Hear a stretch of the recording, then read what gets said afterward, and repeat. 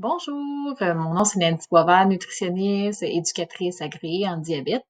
Aujourd'hui, je remercie Diabète Hormones de me permettre de présenter la capsule nutrition. Ça s'intitule Bien s'alimenter avec le diabète, saveur d'automne. On sait tous que la nutrition a joué un rôle clé dans la gestion du diabète. C'est sûr qu'il y a aussi l'activité physique, la santé mentale, des fois les médicaments qui rentrent en jeu pour optimiser la gestion du diabète. C'est sûr que la capsule aujourd'hui, elle vise à un peu rappeler les bases de l'équilibre alimentaire, mettre de l'avant certains éléments qu'on retrouve particulièrement à l'automne avec les récoltes qui nous aideront à stabiliser la glycémie. Puis je vais vous partager des petites recettes et des astuces concrètes pour améliorer la gestion du diabète. Euh, c'est sûr que l'automne, ça se refroidit, les bons potages commencent à faire leur apparition. On laisse les petites salades fraîches l'été, on est plus dans les potages pour les légumes. Il y a aussi plusieurs stratégies qui aident à gérer la glycémie, l'activité physique. Tu sais, prendre des bonnes marches après des repas un petit peu plus copieux, bouger en tout temps, c'est toujours de l'avant, là. C'est pas juste l'alimentation qui aide à bien gérer le diabète. Il y a aussi des petits enjeux avec des aliments commerciaux très populaires comme les cafés lattés à la citrouille. Donc, il y a plusieurs éléments à regarder à l'automne. Donc, on sait que le diabète, ça se, ça se caractérise par la difficulté à réguler le taux de sucre dans le sang. On sait que l'emphase est surtout mise sur les glucides qui influencent beaucoup la glycémie, mais c'est pas tous les glucides qui l'influencent de la même façon. Vous l'avez vu avec les capsules de Marie-Pierre Derry, qu'il y a certains glucides qui étaient des petites molécules qui demandaient pas beaucoup d'absorption, qui étaient absorbés vite, puis qui faisaient monter la glycémie vite aussi dans le sang. Donc, si on fait des changements positifs, qu'on choisit des glucides qui sont un petit peu plus riches en fibres, qui ont un index glycémique bas, vous l'aviez vu dans les précédentes capsules, ben ça permet au sucre, ce petit sucre rapide-là, de se libérer plus tranquillement dans le sang. Donc, on peut aller jouer à ce niveau-là. D'où l'importance de bien choisir ses glucides, puis de les répartir aussi sur toute la journée. On a beau avoir plein de bons glucides, mais qu'on en mange une trop grande quantité à la fois, c'est sûr qu'éventuellement, ça va faire monter le taux de sucre. Puis vraiment, je veux mettre l'idée ici qu'il n'y a pas vraiment d'interdit. Moi, dans ma philosophie à moi, je suis pas diététeuse, je suis diététiste. Tous les aliments sont permis. C'est sûr que les aliments transformés contiennent souvent plus de sucre, tout ça. Il faut faire attention aux quantités et aux portions qu'on prend à la fois. Des fois, on peut jouer un petit peu sur les moments qu'on les prend vers la fin d'un repas en petite quantité, puis ça paraîtra pas pantoute sur la glycémie. Donc, on n'est pas obligé d'être parfait, hein. C'est important de ne pas oublier derrière tout ça le plaisir de manger. Moi, j'appelle ça les trésors d'automne. Là, vraiment, moi, quand j'arrive à l'automne, je pense aux recettes, ça sent bon dans la maison. Donc, oui, il y a des trésors à l'automne pour les personnes qui vivent avec le diabète. Les courges, eux autres, ils regorgent de fibres. Puis on sait que les fibres, ça a un effet rassasiant. On a juste à penser un peu à l'estomac comme si c'était un entonnoir.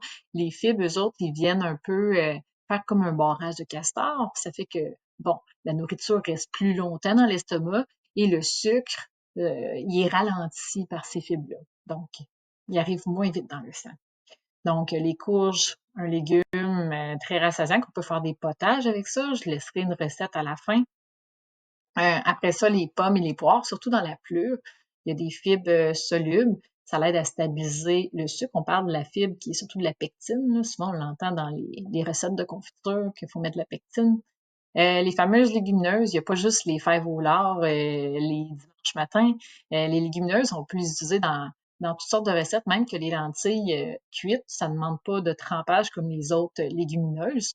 Puis on peut les rajouter dans la soupe. Moi, j'en fais même des bartendes avec des lentilles. C'est vraiment versatile. Si on prend la peine, là, sur Internet, on peut trouver toutes sortes de recettes. La recette de potage à la citrouille en contient justement. Donc, on peut en avoir en conserve, réduit en sel à portée de main. On peut en avoir aussi sèche puis utilisée dans les soupes. Là. C'est très, c'est riche en protéines et en fibres, donc c'est soutenant. Ça peut faire office de féculents et de protéines à la fois. Donc, c'est vraiment polyvalent, puis ça coûte pas cher. Donc, c'est un bon aliment à avoir sous la main dans nos garde-manger. Puis après ça, il y a les noix. C'est sûr que les noix, c'est des bons gras. Avec modération, ça peut ralentir la vidange de l'estomac et ça procure la satiété, ça veut dire que ça remplit, ça soutient. Bon, un petit mot sur les aliments transformés. On s'entend, les aliments transformés, il y en a un peu partout, que ce soit au restaurant, à l'épicerie. C'est souvent les rangées du milieu à l'épicerie. Moi, je dis aux gens, faites le tour, puis des fois, on apprend un peu avec l'étiquette nutritionnelle à faire des meilleurs choix. Bon, les desserts faits à l'épicerie commerciale, tout ça, ça passe pas inaperçu à l'automne. On voit les belles tartes aux pommes sucrées, les petits beignets, ça sent bon. Mais souvent, ça regorge de sucre ajouté, contrairement peut-être à ceux qu'on aurait fait maison. On n'a pas souvent le temps de cuisiner avec nos horaires de vie chargés. C'est pas des aliments à bannir. Il faut juste garder en tête qu'on contrôle pas vraiment la quantité de sucre qu'il y a dans ces recettes-là. Si jamais vous allez à une activité sociale, empêchez-vous pas d'en manger. Tu sais, s'il y a des stratégies, là, vous mangez un repas, une brochette, un barbecue, il y a des légumes, puis là, vous finissez avec une petite pointe de tarte aux pommes, vous allez sûrement bouger, danser, vous allez faire des activités, ça va faire descendre votre taux de sucre au final, ou la charge de sucre que vous allez consommer va être absorbée plus tranquillement, vu qu'il est prêt à la fin d'un repas, là. Pensez à votre petit barrage de castor de fibres que je vous parlais avec les légumes et tout. Donc, il faut regarder ça dans le contexte, puis faut pas virer fou avec ça, tu sais. C'est juste de le prendre dans le bon contexte. Par contre, ça peut être plus difficile avec les boissons sucrées. Des fois, on, les chocolats chauds, mon petit latte à citrouille que je prends au commerce, que je dirais pas le nom, ben on contrôle pas. Des fois, ils mettent des saveurs, mais ça vient avec une quantité énorme de sucre. Des fois, on peut demander qu'ils en mettent moins. On peut prendre des plus petits formats. Puis, tu sais, l'important dans tout ça, c'est de voir dans quel contexte que vous le prenez. Tu sais, vous le prenez-tu régulièrement? Est-ce que c'est à tous les jours? Est-ce que c'est à chaque 2 jours? Est-ce que c'est une fois par mois? Ben, tu sais, le contexte que vous le prenez, si ça revient régulièrement, ça vaut la peine de faire des ajustements, mais de là à arrêter complètement d'en manger, je veux pas aller dans l'interdiction, là. Je pense que tous les aliments sont permis, puis une façon de bien gérer votre diabète, là. Empêchez-vous pas de, de prendre ces boissons-là si c'est vraiment des boissons que vous adorez, là. C'est juste de les prendre sagement. Des fois, on peut se faire accompagner par un nutritionniste pour nous guider. Bon, il parlait de sauce riche en sucre. Des fois, il y a des marinades pour les viandes qui sont très sucrées, mais encore là, c'est une marinade, ça va pas être comme une sauce, un gros glaçage. On peut contrôler les quantités. Bon, c'est sûr que dans les recettes, que si vous en faites maison, l'avantage, c'est que vous pouvez contrôler la quantité de sucre. Souvent, dans les recettes que je vais vous fournir par la suite, vous allez voir la cannelle, la muscade, des épices vraiment qui font très automne. Ça nous permet, ça rajoute beaucoup de goût qui nous permet de réduire le sucre, puis qu'on s'en rend pas nécessairement compte, même que des fois, c'est le fun, on va goûter plus l'aliment. Parce que des fois, quand c'est trop sucré, on goûte le sucre, on goûte plus la pomme. Donc, ça va être intéressant à ce moment-là d'aller vers les saveurs plus des épices qui viennent rehausser la saveur du dessert sans nécessairement affecter le goût au final.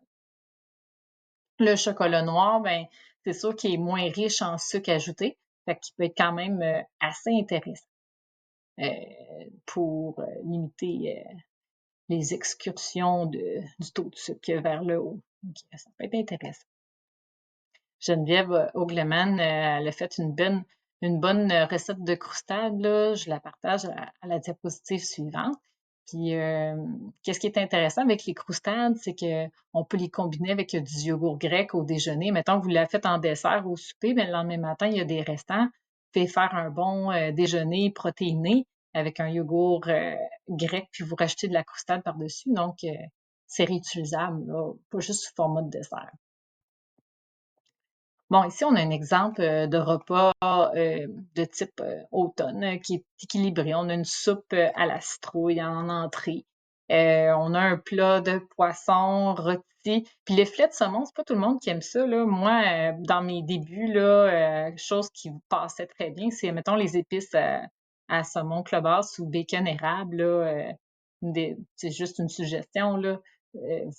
Vous saupoudrez ça, vous mettez ça en papillote au four, ça passe très bien pour ceux qui aiment pas nécessairement le poisson. Puis quand on sort le poisson du four, des fois, il y en a qui aiment pas l'odeur. On peut racheter du jus de citron, que ça l'aide un petit peu à atténuer les odeurs. Ça peut être meilleur à ce moment-là. On peut avoir un accompagnement de lentilles vertes, de légumes rôtis. Vous voyez, là, il y a beaucoup de fibres. On a un beau petit barrage, puis on arrête le dessert. Là, tout ce sucre-là va arriver moins vite dans le corps. Ça pourrait être aussi la croustade que je vous parlais, là. Cette recette-là, mes enfants en redemandent à chaque année. Puis moi, j'ai toujours pour mon dire que si ça passe au niveau des enfants, ça passe pour tout le monde. Des enfants qui en raffolent.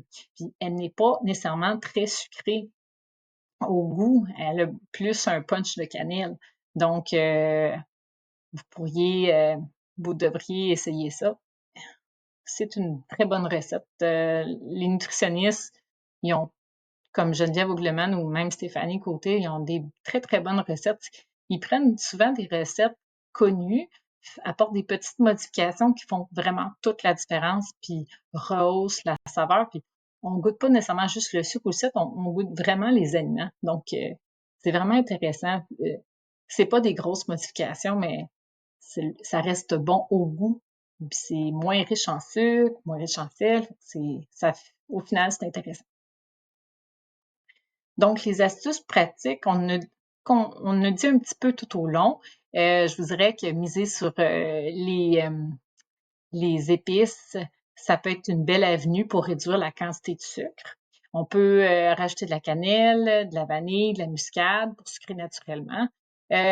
Comme qu'on l'avait vu avec Marie-Pierre Derry, nutritionniste, c'est sûr que le mélange, là, ça fait très nutriment, là, ce que je veux dire, là, mais glucides, protéines, fibres, quand on a cette combinaison-là, souvent, qu'est-ce qu'on va faire comme Horacio Arruda pendant la pandémie? On va aplatir la courbe. Fait qu'on n'aura pas de pic de glycémie.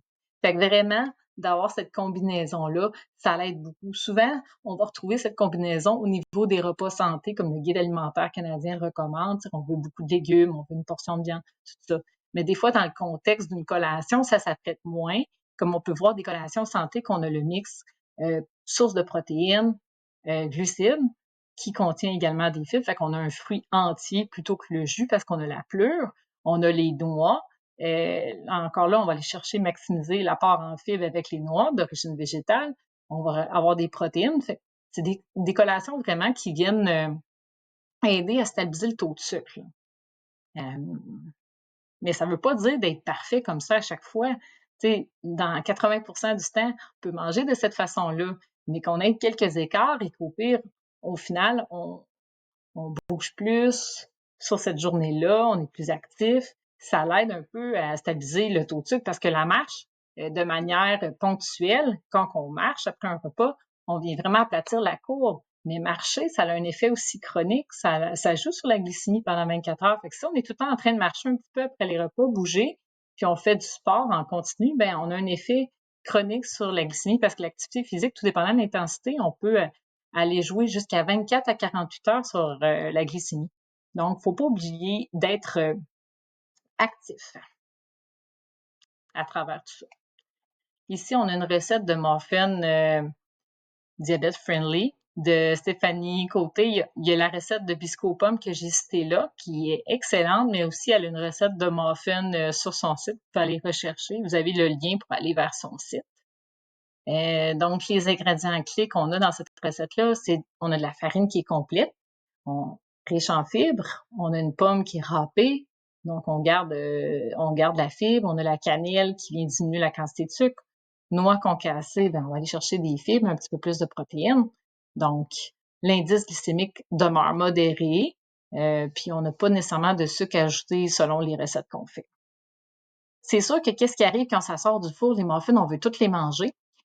Fait que pour limiter le risque de tentation, ça serait bien de penser à en congeler certaines portions. Donc, faut retenir que l'automne regorge d'aliments santé adaptés au diabète.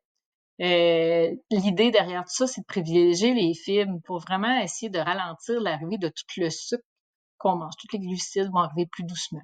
Notre corps va être mieux capable, être en mesure de gérer tout ça avec le diabète. C'est sûr que si on réduit l'apport en sucre ajouté dans ce qu'on mange, soit en diminuant les portions de ce qu'on achète, qui est transformé, soit en faisant nos recettes nous-mêmes, puis en mettant moins de sucre, plus de cannelle. C'est sûr qu'on va aider à améliorer la gestion du diabète. Mais à travers tout ça, qu'est-ce qu'il faut pas oublier? C'est d'avoir le plaisir de manger. Ça reste fondamental. Puis qu'est-ce qui est le fun à l'automne, c'est qu'il y a tellement de bonnes saveurs à mixer avec la courge, avec les pommes. Puis le plaisir qui résiste aussi d'aller à l'autocueillette, aller cueillir notre citrouille, aller cueillir nos pommes en famille, ça a beaucoup de valeur. Fait que n'hésitez pas à sortir dehors et aller marcher. Puis prenez le plaisir de bien manger. J'espère que cette capsule-là vous a plu. Puis je vous souhaite à la prochaine!